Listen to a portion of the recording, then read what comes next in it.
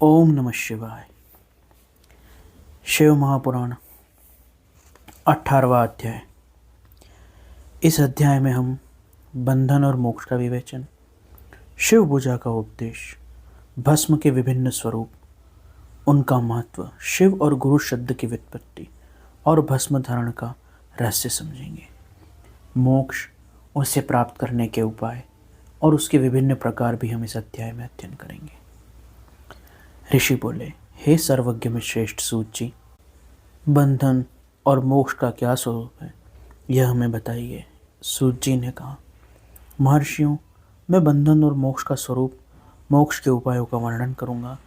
तुम लोग आदरपूर्वक सुनो। जो प्रकृति आदि 8 बंधनों से बंधा हुआ है, मन, बुद्धि, चित्त, अहंकार, पंचभूत प्रकृति आदि बंधनों से बंधा हुआ है, वह बद्ध जीव कहलाता है। और जो उन 8 बंधन से छूटा हुआ है, उसे मुक्त कहते हैं। प्रकृति, मन, बुद्धि, चित्त, अहंकार आदि को वश में कर लेना मोक्ष कहलाता है। बंधन आगंतुक है, कर्म द्वारा उत्पन्न है। मोक्ष स्वतः सिद्ध है, निष्कर्म से उपलब्ध है। बद्ध जीव जब बंधन से मुक्त होता है, तब उसे मुक्त जीव कहते हैं।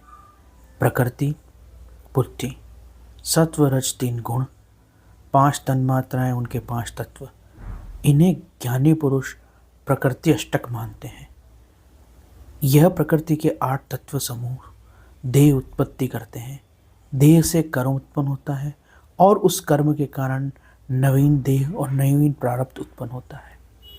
इस प्रकार बारंबार जन्म और कर्म होते रहते हैं। शरीर को स्थूल, सूक्ष्म कारण के भेद से 3 प्रकार का जानना चाहिए। स्थूल शरीर से हम जागृत समय में कार्य करते हैं। इंद्रियों से जो हम भोग करते हैं, वह कारण शरीर का तत्व है, यह भीतर अवस्था है। एवं जो हम आनंद की अनुभूति करते हैं, वह सुप्त अवस्था का आनंद शरीर है। प्रारब्ध के अनुसार जीव को सुख एवं दुख प्राप्त होते हैं। वह अपने पुण्य कर्म के फलस्वरूप सुख और पाप के फलस्वरूप दुख का उपभोग करता है। अतः कर्म पाश से बंधा हुआ जीव अपने त्रिविध शरीरों से होने वाले शुभ अशुभ कर्मों द्वारा सदा चक्र की भांति बार बार घुमाया जाता है। इसलिए इस संसार चक्र की निवृत्ति के लिए इस संसार चक्र के कर्ता का स्तवन, आराधन, पूजन करना चाहिए। प्रकृति, मन, बुद्धि आदि जो 8 पाश बताए गए हैं, उनका यह समुदाय महाचक्र, महाप्रकृति कहलाता है। और जो इस चक्र और प्रकृति से परे हैं, वे परमात्मा शिव हैं। भगवान महेश्वर ही इस प्रकृति आदि अष्टक एवं महाचक्र के कर्ता हैं, क्योंकि वो इनसे परे स्थित हैं। शिव प्रकृति को अपने वश में कर उस पर शासन करते हैं। उन्होंने सबको वश में कर लिया है, इसलिए वे शिव कहे गए हैं। वे सर्वज्ञ हैं, परिपूर्ण हैं, निष्प्रह हैं। सर्वज्ञता, तृप्ति, अनादि बोध एवं ज्ञान, स्वतंत्रता, नित्य अलुप्त शक्ति आदि से संयुक्त होना, अपने भीतर इन अनंत शक्तियों को धारण करना, महेश्वर के इन 6 प्रकार के मानसिक ऐश्वर्यों को एवं शक्तियों को केवल वे जानते हैं। अतः भगवान शिव के अनुग्रह से ही प्रकृति आदि 8 तत्ववश होते हैं। भगवान शिव का कृपा प्रसाद प्राप्त करने के लिए उन्हीं का पूजन करना चाहिए।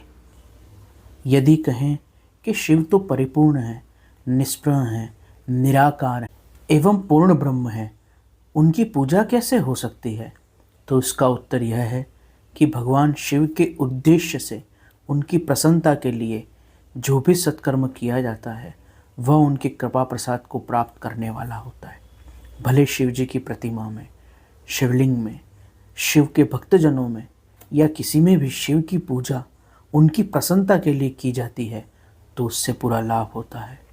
यह पूजन शरीर से, सेवा द्वारा, मन से ध्यान पूजन आदि द्वारा, वाणी से एवं धन के दान से भी किया जा सकता है।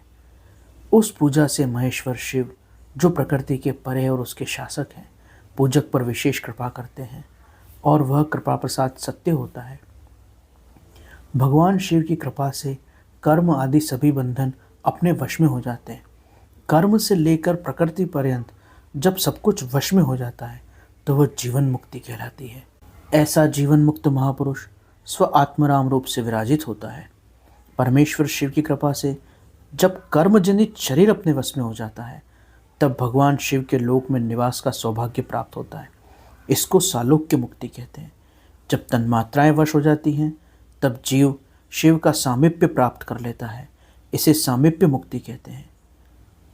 जगदम्बा सहित शिव का सामीप्य प्राप्त करना सामीप्य मुक्ति है। उसके आयुध, उसकी क्रिया आदि सब कुछ भगवान शिव के समान हो जाता है।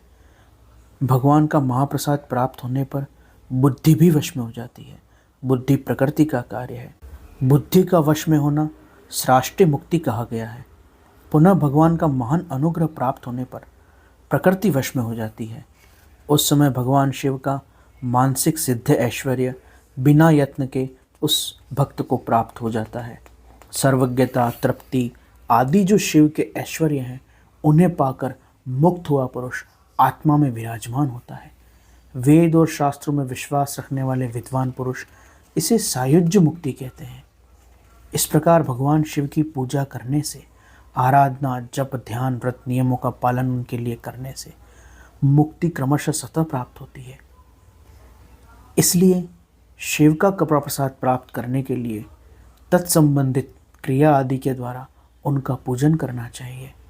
शिव जी के लिए तप करना चाहिए, उनके मंत्र का जाप करना चाहिए, उनके ज्ञान का मनन, चिंतन एवं जीवन में अनुपालन करना चाहिए, उनका ध्यान करना चाहिए और विभिन्न सेवा और क्रिया द्वारा शिव की प्रसन्नता के लिए परोपकार करना चाहिए। प्रतिदिन प्रातःकाल से रात तक सोते समय और जन्म से मृत्यु पर्यंत सारा जीवन, सारा समय भगवान शिव के लिए बिताना चाहिए। विभिन्न मंत्रों से, नाना प्रकार से शिव की इस प्रकार जो साधना करता है वह साक्षात शिव को प्राप्त होता है।